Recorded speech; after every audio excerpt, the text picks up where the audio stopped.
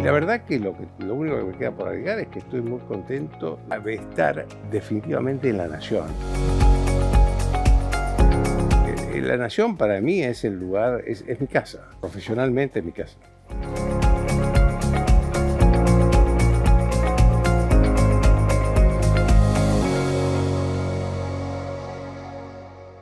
Hola, bienvenidos a La Nación Más y bienvenido Joaquín Morales Solá. Gracias, Marcelo. Un gusto tenerte acá. Un gusto estar con vos. Como parte de la renovación de la programación de La Nación Más a partir del primer miércoles de febrero. Bueno, miércoles 5 de febrero. Así es. Exactamente. Bueno, me toca empezar esta conversación con una especie de paradoja, porque vas a hacer una cara nueva en el canal, pero al mismo tiempo... Soy una cara vieja, soy una cara vieja. Para La Nación Para sos, La Nación. sos un rostro clásico, ¿no? Claro.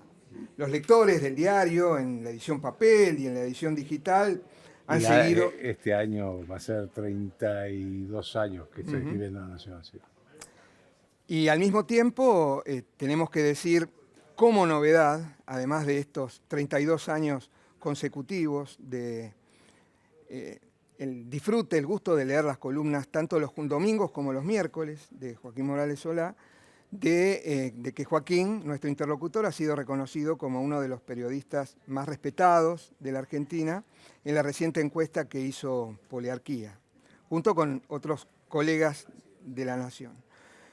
Miércoles, 22 horas. 22 horas. ¿Tiene título el programa? Se llama Más Periodismo, haciendo juego con el más, La Nación Más. Y porque creo que lo que hay que poner, subrayar mucho los periodistas que tenemos que hacer periodismo. No tenemos que hacer política en el sentido partidista, tenemos que hacer periodismo, aunque sea nuestra disciplina, nuestra especialidad, el periodismo político. Pero tenemos que hacer periodismo. Entonces me parece bueno subrayar eso. Y el periodismo hecho por periodistas. Y hacer periodismo, yo, además de pensar en las relaciones siempre incómodas que existen entre el periodismo y la política, esas dos fronteras que siempre hay tensión. Normalmente se cruzan y viven en permanente tensión, el periodismo en la era digital, donde cuestiones como las fake news, como... la sensación de que todo el mundo puede opinar y además un gobierno como el actual que cuestiona desde un lugar diferente al del kirchnerismo, pero lo cuestiona también al periodismo profesional. A ver, con las redes sociales nosotros tenemos un beneficio, que es el beneficio de la información inmediata, que a veces nos hacen llegar porque la gente se entera más rápido que nosotros de algunos acontecimientos y a través de las redes nos hace llegar. Tenemos el beneficio también de que nos corrigen con buena intención cuando nos equivocamos. Y después tenemos lo que vos decías, el prejuicio de las fake news, que nos obliga a chequear mucho la información que viene a través de las redes y a veces a desmentirla la información. Ahora, estamos ante una situación nueva en la Argentina, porque si bien el kirchnerismo había usado también las redes sociales como un instrumento de comunicación para superar al periodismo clásico, el gobierno actual ha hecho de las redes sociales su principal modo de comunicación, incluido y sobre todo el propio presidente de la Nación. El presidente de la Nación no se mueve con comunicados, no se mueve nunca hizo una conferencia de prensa, sí dio algunas entrevistas individuales a periodistas que son amigos de él, nada más. Pero después el día a día lo hace a través de, ni siquiera voy a decir redes sociales, de una red social que es la ex Twitter. Y eso nos coloca a nosotros en una situación, digamos, muy nueva, que tenemos que sobrellevarla, tenemos que acostumbrarnos a eso, tenemos que saber que a veces, así como el principal título de un diario puede ser un tuit del presidente, y también un programa de televisión se puede hacer sobre el tuit de un presidente. Es el presidente el que se está expresando. A mí me parece esto muy importante, muy novedoso más que importante. Y tanto el kirchnerismo como Milei y su gente lo que intentan es, a ver, superar al periodismo clásico. Les molestamos a los dos. No les gusta nuestra misión, que nuestra misión no es ser ni opositores ni oficialistas. Para eso están los opositores y para eso están los funcionarios. No hagamos el trabajo de terceros. Para eso cobran los opositores, para eso cobran los oficialistas. Lo que sí tenemos que tener es una mirada justa y un poco crítica, un poco escéptica. Para eso estamos los periodistas. Y fundamentalmente para plantear muchas preguntas. Porque los periodistas no sabemos. Tenemos que plantear, como no sabe la sociedad. Entonces, si vamos a hacer el vínculo entre lo que sucede y el conocimiento de la sociedad, tenemos que preguntar. La obligación nuestra es preguntar. Preguntas nuevas, situaciones nuevas, escenarios nuevos, pero al mismo personas tiempo, nuevas. Personas nuevas, pero al mismo tiempo un escenario, una memoria periodística, una trayectoria periodística en televisión que ya lleva, en tu caso, más de 2 décadas. ¿Qué va a tener de clásico y qué va a tener de nuevo este programa que vas a empezar aquí en La Nación? Va a ser muy distinto al que yo venía haciendo en TN, donde estuve 22 años. La verdad que siempre me trataron muy bien y eso debo agradecer. Pero va a ser muy distinto. Quiero hacerlo con colegas. Bueno, van a estar 2 colegas de acá del diario. Ahora vamos a hablar específicamente de cada uno de ellos. Digamos, creo que el reportaje, el editorial no muy largo, un editorial corto sobre el tema del día, que, digamos, va a tener una dinámica distinta al del otro, ¿no? El del otro era más el reportaje largo, el reportaje sereno. Este va a tener otra dinámica, ¿no? Y hablemos de... Por lo menos es la intención, vamos a ver si en realidad se da. Seguramente sí, los colegas, distinguidos colegas, compañeros de la redacción de La Nación que te van a acompañar cada semana, cada miércoles. Vamos a empezar por las damas como corresponde. Florencia Donovan, ¿qué es lo que va a aportar en el... Bueno, ella para mí es la columnista económica más importante que tiene el país, por el conocimiento, por el grado de análisis que tiene. Y después Paz Rodríguez Niel, que es sin duda una de las periodistas políticas, no solo especialista de justicia, si bien es su especialidad, porque ella profesionalmente es una abogada, además de periodista, pero ella tiene una mirada sobre la política también muy interesante. Y Hugo Alconadamón, un especialista en investigaciones. Porque Hugo siempre está sorprendiéndonos con algo. Siempre nos sorprende con algo nuevo. Yo no digo que sea, bueno, de hecho no sé si va a poder estar toda la semana, pero sí va a estar 2 veces por mes seguro. Pero sin duda Hugo va a tener que contarnos de investigaciones pasadas que han sido muy importantes y que todavía no se han resuelto. Por ejemplo, este personaje que dirige la Dirección General Impositiva, el señor Andrés Vázquez, que fue una investigación de él, este personaje como es, que viene del kirchnerismo, que lo usa Milei ahora, era un puesto decisivo, importante, que conoce toda la vida de los argentinos, digamos, porque él tiene nuestras declaraciones juradas. Y con dinero declarado. Claro, con dinero que no declaró. Que no declaró ante la Oficina Anticorrupción, inversiones en el Estado. Bueno, todas esas cosas, digamos, hay cosas de él que van a ser nuevas de Hugo y hay investigaciones de él que han perdido, digamos, que han dejado de actualizarse, pero que seguramente él las va a actualizar. Así que vamos a tener para hablar muchísimo con Hugo. Y yo creo que a la gente común, al televidente, le interesa eso fundamentalmente.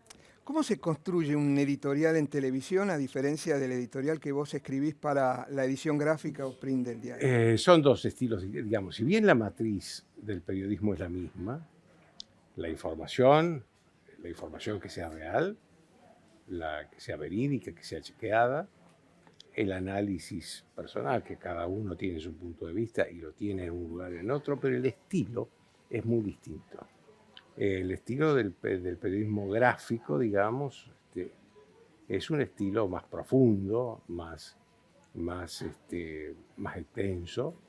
En cambio, el del periodismo de televisión debería ser un estilo, digamos, donde le pueda llegar a más gente. Ujú. Porque esto es lo que tiene la televisión, el periodismo de televisión, que le llega a mucho más gente que el periodismo gráfico.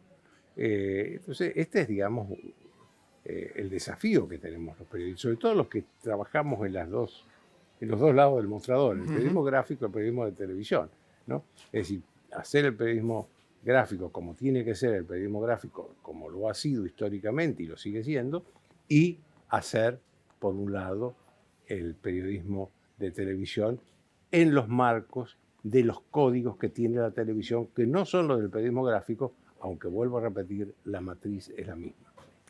Y también pensaba que a propósito de este nuevo día en el que te toca estar en televisión, te va a tocar eventualmente seguir en tiempo real debates parlamentarios, porque Porque el miércoles es un día de... es día de actividad parlamentaria, de Sí, sí, sesiones. sí, de sesiones de la Cámara de Diputados. Y seguramente, sí. Y a esa hora es muy difícil que las reuniones, sobre todo de la Cámara de Diputados, no, es muy raro, salvo que se hayan puesto de acuerdo todos y empiecen al mediodía y a las 6, 7 de la tarde lo concluyan. Por lo general, el 90% de los casos a las 10, 11, 12 de la noche siguen deliberando. Y bueno, tendremos que seguirlo en tiempo real. No habrá otra alternativa. Dependerá también de la importancia que tenga cada reunión, ¿no? Digamos, si una reunión hay cuestiones decisivas, que se lleva el presupuesto de la nación, el acuerdo a los jueces de la Corte Suprema de Justicia, y después hay otras que son menos importantes. Las menos importantes por ahí podemos ignorarlas, pero no las que son importantes, que las vamos a seguir en minuto a minuto, ¿no? Siempre son arduas los abordajes, las cuestiones que tienen que ver con temas judiciales, que es una de tus especialidades. Creo que nadie tiene, ningún periodista tiene acceso y conocimiento al mundo, sobre todo de los cortesanos o los soberanos, los integrantes de la Corte Suprema como tenés vos. ¿Cómo se baja la realidad? Siempre me pregunté cómo es posible a esta altura de los acontecimientos para llegar a toda la gente a la que muy bien decís que se debe llegar a través de la televisión, con estos temas que necesariamente deben ser arduos y no pueden alivianarse, aligerarse o frivolizarse. Claro, lo que pasa, ahí hay que ver que si uno pone en esos temas a un especialista en derecho, a un juez a que lo explique, nos quedamos con rating 0. Se va todo el mundo. Claro. Porque claro, lo dicen de una manera tan técnica, tan profesional, que la gente que no es profesional no lo entiende. Entonces, nuestra obligación es esa complejidad, bajarla a la simpleza y explicarlo en términos simples, de una manera que la gente lo pueda entender. Esta es la obligación nuestra. Por supuesto, digamos, ¿por qué ahora y por qué yo me tuve, además de que siempre tuve una vocación muy inclusive estudié Derecho, una debilidad por la ley y el derecho, pero además en este país no se puede hacer periodismo político si no conoces el Código Penal y la Constitución, porque los políticos están desafiando permanentemente a la Constitución y están violando permanentemente el Código Penal. Esas dos cosas no las podés ignorar. Es una cosa muy rara, porque en ningún otro país del mundo la Constitución se discute tanto como en la Argentina. En ningún otro país del mundo se tiene que aplicar a los dirigentes políticos el Código Penal en la medida que se aplica en la Argentina. Esto es muy nuestro. Pero bueno, esto nos obliga, y lo otro que nos obliga también es a tener cierto conocimiento de la economía. Claro. Yo cuando comencé el análisis político, tenía 18 años, con conocer la historia política, la historia de los partidos políticos y quién era quién en ese momento, ya era suficiente como para hacer un gobierno. Ahora hay que saber economía y hay que saber de Constitución, de Código Penal y de economía las leyes, porque la economía es el principal problema de la política, sigue siéndolo. Sí. ¿no? Uno lo ve al presidente a veces muy descuidado con ese tema. Bueno, muy descuidado, no, porque es su especialidad y le gusta muchísimo. Pero digo, muy como que ya está resuelto. Me voy a dedicar a la batalla cultural, ¿no? Lo que hizo en Davos. No, no está terminado porque hay mucha gente que este ajuste del presidente lo está sufriendo mucho y hay que resolverlo. Vos hablabas de los libros, del conocimiento de los partidos, que fue una de las materias a las que te volcaste cuando empezaste tu carrera de analista político. Hoy pareciera que los libros no sirven, los partidos políticos están completamente fragmentados, son un gigantesco modelo para armar en la Argentina. ¿Qué mirada o qué visión tenés respecto del comportamiento de estos actores imprescindibles en este año que además se perfila como año electoral? A ver, la presencia de Javier Milei en la presidencia es la presencia de una...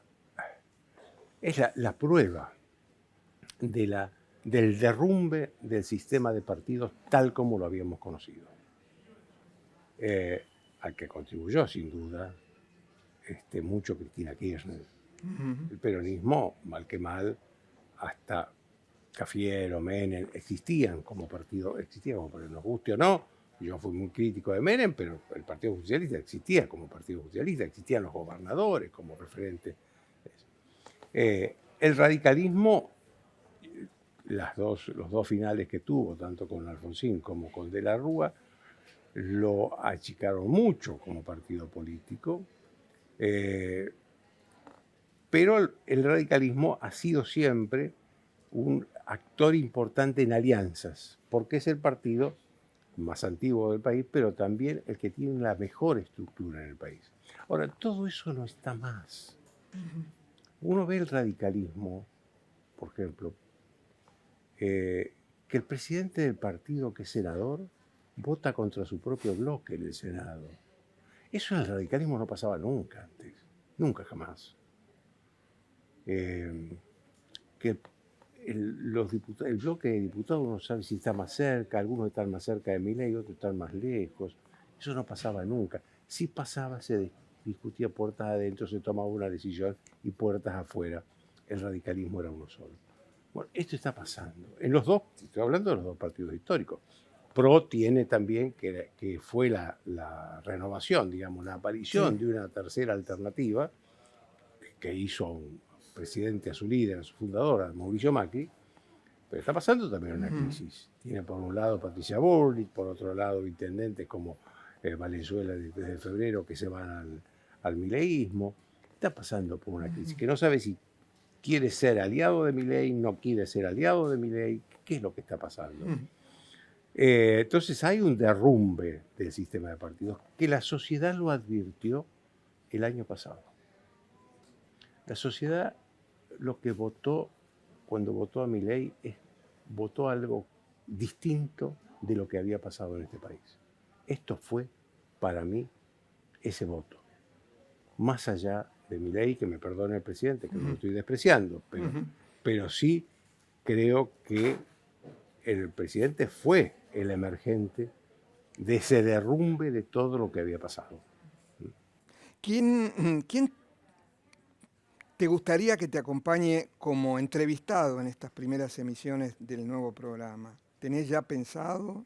A ver, bueno, o algún perfil o alguna figura que... No, hay algunas cosas que yo quisiera, por ejemplo, quisiera hablar con el jefe de gabinete, con Guillermo Franco, que tiene mucho para decir, para explicar, porque él es un hombre el que mejor explica qué es lo que pasa en el gobierno. Porque además tiene una manera de expresarse que lo hace, digamos, distinto del resto del gobierno. Bueno, es un político más tradicional. Más tradicional, claro.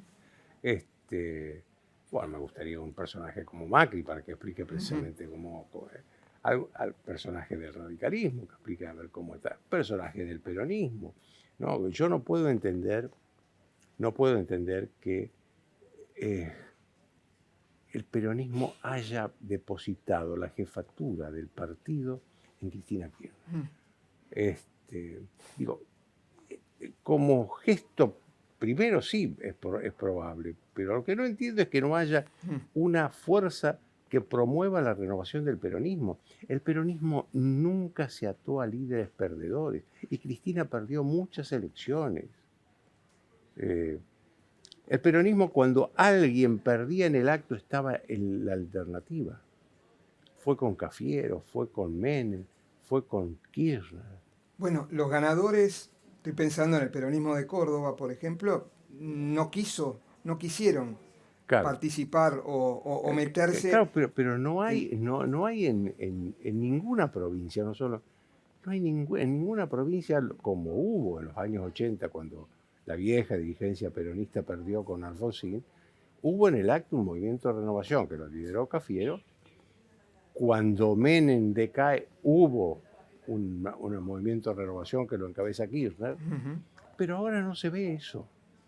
Los peronistas, los gobernadores peronistas o están cerca de Milei o están tratando de conservar sus liderazgos provinciales. Nada más. En eso se agota el peronismo hoy. Uno se imagina, Joaquín, que todas estas conversaciones deben surgir o van a surgir en las reuniones de producción y que van a generar también estímulos como para que el programa cada semana encare su contenido, su material, en direcciones que pueden llegar a ser hasta impredecibles, ¿no? Claro, bueno, todo programa periodístico para mí, ¿no? Lo que tiene que tener dos aspectos perfectamente cubiertos. Una es la actualidad, no podemos olvidarnos de eso. Y la otra es esto que estamos conversando, Claro. la profundidad de qué es lo que está pasando en el país, más allá de las circunstancias, más allá de la coyuntura. ¿No? ¿Y cuál es la pregunta más importante que vos te estás haciendo respecto de del destino político de la Argentina en este año electoral? A ver, a mí lo que más hasta diría que me preocupa, es la impoliticidad que a veces veo en el presidente de la Nación, porque yo creo que hay cosas que el presidente Milei ha hecho y que son correctas, sobre todo en materia económica. Pero no solo en materia económica. Ya el hecho de en política exterior haber sacado al país de esa alianza que teníamos con Venezuela, Nicaragua, Cuba, Irán, Rusia, y haberlo llevado a los países occidentales es importante. El tema de la seguridad, que volvió a ser un tema, digamos, importante en el país. La boleta única para votar. ¿Cuántos años, décadas hablamos de la boleta única?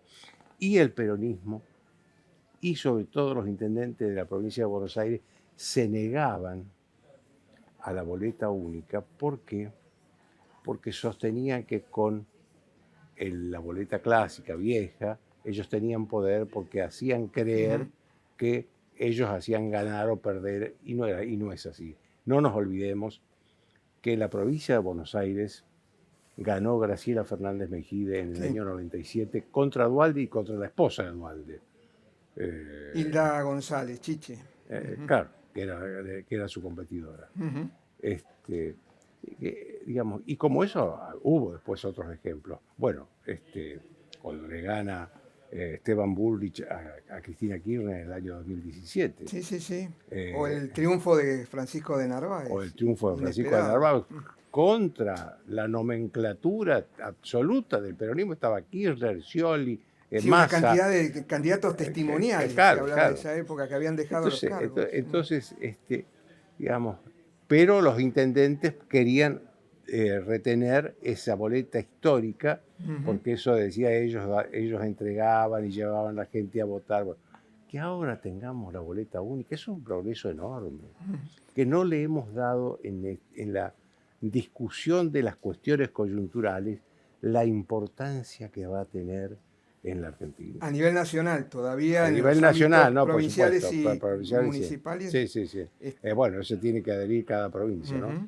La capital se va a adherir, eso ya está. Salta se adhirió hace rato. El problema es la provincia de Buenos Aires.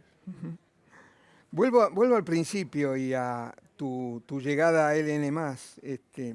Pensaba que era cuestión de tiempo, finalmente, que llegaras acá. Tarde o temprano, esta casa te iba a recibir e ibas a tener la oportunidad de llevar adelante tu mensaje televisado. Claro, no, la ahora, verdad ¿no? que hubo varios ofrecimientos en distintos momentos. Yo estaba un poco impedido de pensar en otra cosa porque tenía un contrato que tenía que Claro. cumplirlo. Y no, yo nunca me fui mal de ningún lado, ni quiero irme mal de ningún lado. Todavía quería que las cosas y este año se dieron todas las condiciones como para que yo pueda cerrar un ciclo en TN y empezar en La Nación, que es como hacer coherente mi vida profesional. Digamos, hago el periodismo gráfico de La Nación, hago el periodismo televisivo de La Nación. Espléndido. ¿Vas a empezar con el editorial? ¿Siempre A ver, cada yo emisión? eso, ¿O esto va a ser dinámico? yo la verdad que lo hice, lo hacía ya en TN, muy dinámico. A veces sí es importante empezar con el editorial porque, bueno, hay un tema que es muy importante. Pero también es cierto que hay veces que es importante el personaje que está invitado. Yo respeto mucho a los invitados, no me parece conveniente que una persona importante esté esperando que el periodista hable para recién hablar, hacer el reportaje. Y después también habrá momentos en que el diálogo con mis colegas será más importante que lo que yo pueda decir solo. Así que lo voy a hacer bastante cambiante y dinámico, ¿no? ¿Algo que quieras agregar respecto de tu llegada a N+, lo que tenga que saber el televidente que va a estar ansioso por encontrarse con vos a partir del Bueno, próximo miércoles? creo que cómo va a ser el programa lo hemos conversado bastante. No va a ser el programa de TN, va a ser un programa distinto, el programa que yo hacía en TN. Y la verdad que lo único que me queda por agregar es que estoy muy contento de estar definitivamente en La Nación, en todos los aspectos, en el periodismo gráfico, en el periodismo televisivo. Me parece que esto homogeneiza una vida profesional, ¿no? ¿Y qué es La Nación entonces en tu vida profesional, en tu carrera? A ver, es el medio, el diario donde, o el diario hasta ahora, el diario de televisión será en adelante, es la empresa periodística, para decirlo en términos claros, donde yo más tiempo he trabajado en toda mi vida. En ninguna otra empresa he estado 32 años. En Clarín estuve 15. En La Gaceta, donde yo empecé, haber estado menos de 10, o sea, 7, 8 años. Si bien es cierto que yo a La Gaceta de Tucumán le agradezco haberme hecho periodista, ¿no? Donde ya era jefe de redacción mi padre. Jefe de redacción, pero me mandó fuera de su que ni siquiera lo viera en el diario. Así que, digamos, La Nación para mí es el lugar, es mi casa, ¿no? Profesionalmente es mi casa. Entonces te vamos a ver en casa a partir del miércoles que viene a las 22 en la llegada de Joaquín Morales Solá con un gran equipo, Florencia Donovan, Paz Rodríguez Niel, Hugo Alconadamón, los editoriales, los reportajes y la mirada de uno de los periodistas más respetados de la Argentina. Un gusto, Joaquín, haber conversado contigo. Un placer, Marcelo, haber estado con vos. Te vemos el miércoles que viene en la pantalla de EDM+. A ustedes, muchísimas gracias. Muchas gracias, viejo. Muchas gracias, un placer. Igualmente.